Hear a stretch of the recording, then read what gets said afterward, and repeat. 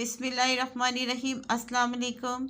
उम्मीद करती हूँ आप सब खैरियत से होंगे। मैं अस्मीना गुल अपने किचन में आपको खुशामदीद कहती हूँ। आज हम अपने किचन में बहुत ही मज़ेदार बच्चों के फेवरेट मोमोज़ बनाएंगे। ये बहुत ही मज़ेदार और बच्चों को अच्छे लगते हैं। अगर इस अंदाज से आप बना के देंगे तो बच्चे तो प्लेटें चटम कर जाएंगे। दूसरी इस रेसिपी की ख़ास बात यह है कि ये स्टीम हो के बनते हैं। वैसे भी रमज़ान चल रहा है, आप इसको ट्राई ज़रूर इफ्तारी में कीजिएगा और बच्चों को ज़रूर बना के दीजिएगा। अगर मेरी रेसिपी आपको अच्छी लगी तो इसको ज़्यादा से ज़्यादा शेयर कीजिएगा। आइए चलते हैं इस ज़बरदस्त रेसिपी को बनाने की तरफ। सबसे पहले हम इसकी डो तैयार कर लेंगे। डो तैयार करने के लिए मैंने 2 कप मैदे के लिए हैं। मैं 2 कप मैदे की मेजरमेंट से इसको बनाने लगी हूँ। आप ज़्यादा से कम कर सकते हैं। चौथाई चम्मच इसमें मैंने नमक शामिल किया है और थोड़ा थोड़ा पानी शामिल करके इसको हम सॉफ्ट सा आटा गूंद लेते हैं।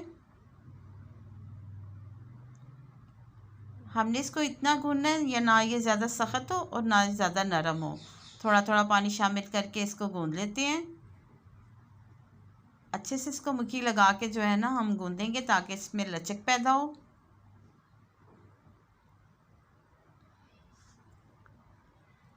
अब इसको इकट्ठा करेंगे और इस तरह से रख देंगे और इसके ऊपर थोड़ा सा कुकिंग ऑयल लगाएंगे ताकि ये ड्राई नहीं हो।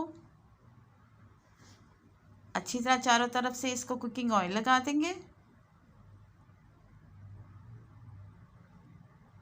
और अब इसको हम ढक के 10 से 15 मिनट के लिए रेस्ट पे रखते हैं। अब हम इसकी स्टफिंग तैयार कर लेते हैं। तो स्टफिंग तैयार करने के लिए मैंने 3 चम्मच कुकिंग ऑयल के लिए है। इसमें 250 ग्राम मैंने बीफ का कीमा शामिल किया है। आप इसको चिकन में बनाना चाहते हैं तो चिकन में भी बना सकते हैं। कीमे को ऑयल में हम तकरीबन 4 से 5 मिनट अच्छे से फ्राई करेंगे ताकि इसका कलर चेंज हो जाए। जब इसका कलर चेंज हो जाएगा तो इसमें हम शामिल करेंगे 1 चम्मच लाल मिर्च का, हाफ चम्मच नमक का शामिल किया है, हाफ चम्मच मैंने इसमें ज़ीरा शामिल किया है और हाफ चम्मच इसमें सूखा धनिया मैंने शामिल किया है। अब इन सब चीज़ों को अच्छे से मिक्स करेंगे और तकरीबन 10 से 15 मिनट इसको हम अच्छे से भून लेंगे। अगर आप मेरे चैनल पे नए हैं तो प्लीज़ मेरे चैनल को सब्सक्राइब कर लें, ये बिल्कुल फ्री में है। कीमे को भूनने के बाद अब इसमें हम शामिल करेंगे 3 अदद प्याज जो मैंने बारीक चॉप करके रखे थे, ये शामिल कर देंगे। प्याज को भी कीमे के साथ अच्छे से हम भून लेंगे ताकि इसके कच्चेपन की स्मेल ख़त्म हो जाए और ये सॉफ्ट हो जाए। तकरीबन 5 से 7 मिनट हम इसको भूनेंगे।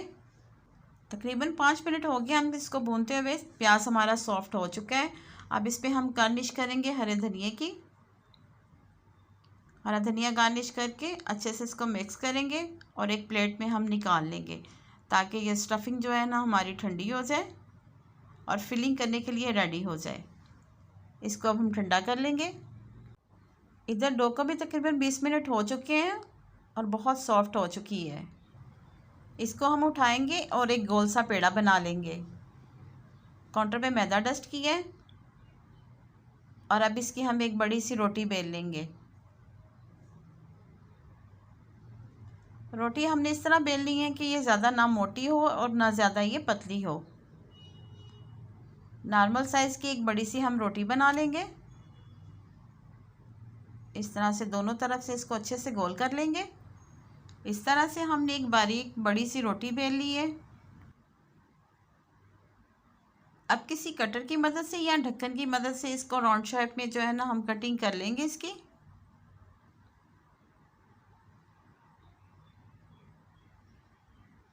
इस तरह से हम सारी कटिंग कर लेंगे और इसको हम हटा देंगे।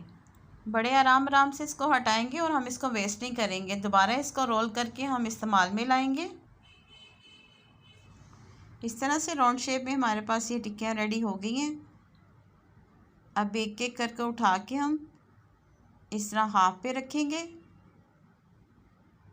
तीसरी को ऐसे हाफ में रखेंगे और चौथा पीस उठाएंगे, फिर उसको हम ऐसे हाफ में रखेंगे।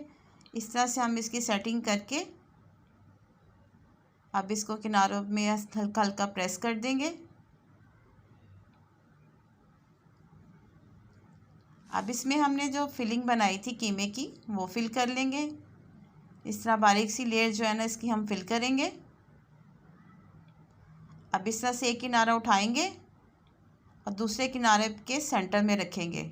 اوپر سے تھوڑا سا ہم گیپ رکھیں گے تاکہ اوپر سے فلاور کی پتیوں کی شیپ آئے. اس طرح سے کر کے ہم اس کو جو ہے نا فولڈ کر دیں گے.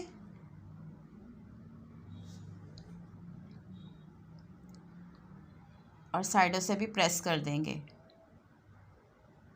اب اس کو ایک سائڈ سے ہم اٹھائیں گے اور ایسے فولڈ کرتے جائیں گے. بہت ہی زبردست اور بہت ہی آسانی سے یہ کام ہو جاتا ہے. اب اس کو سائڈ سے بند کریں گے اور ایک کی تھوڑی تھوڑی پتیاں کھول دیں گے. دیکھیں بہت ہی زبردست فلاور بن گیا ہے.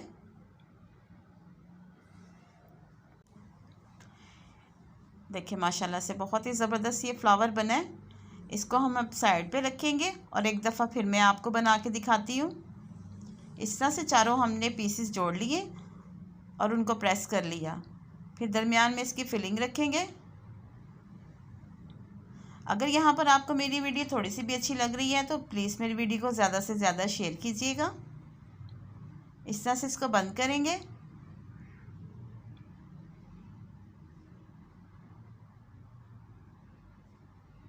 ایسے سارا اچھے سے بند کریں گے.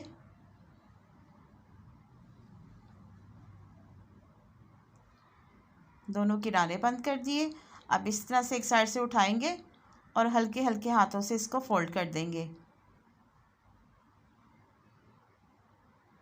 اس طرح سے ہلکے ہاتھوں سے اس کو فولڈ کر دیا. زبردست ہمارا فلاور بن کر ریڈی ہو گیا اور اس کی پتیوں کو ہم تھوڑا سا کھول دیں گے تاکہ اس کی زبردست سی ایک شیپ آ جائے. اسی طرح تمام جو ہے نا ہم ریڈی کر لیتے ہیں. اسی طرح ہم نے سارے زبردست موموز ریڈی کر لیے. اب ایک دیچکے میں نے پانی لیا ہے. اب اس میں ہم رکھیں گے سٹینر. پانی کو اتنا ہم نے رکھنا ہے کہ سٹینر تک ٹچ نہیں ہو.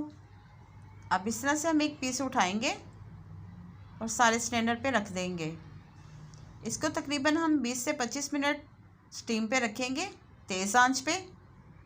اور جب یہ سٹیم ہو جائے تو اس کی فائنل لک میں آپ کو چیک کرواتی ہوں. اس طرح سے سارے سیٹ کر دیے. 25 منٹ کے لیے ہم اس کو ڈھک کے رکھ دیتے ہیں. الحمدللہ ماشاءاللہ سے دیکھ کے بہت ہی زبردست ہمارے موموز بن کر ریڈی ہو چکے ہیں. آپ اس کو ٹرائی ضرور کیجیے گا اور امید کرتی ہوں آپ کو میری ریسیپی پسند آئی ہوگی. اگر میری ریسیپی آپ کو پسند آئی اس کو زیادہ سے زیادہ شیئر کیجیے گا اور لائک اور سبسکرائب ضرور کیجیے گا اور ساتھ لگے بیل آئیکن کے بٹن کو ضرور پریس کیجیے گا تاکہ میری ہر آنے والی ویڈیو کا نوٹیفیکیشن سب سے پہلے آپ تک پہنچ سکے. اللہ پاک ہم سب کو اپنے حفظ و ایمان میں رکھے اور اللہ پاک ہمارے رزق میں بہت بہت اضافہ دے.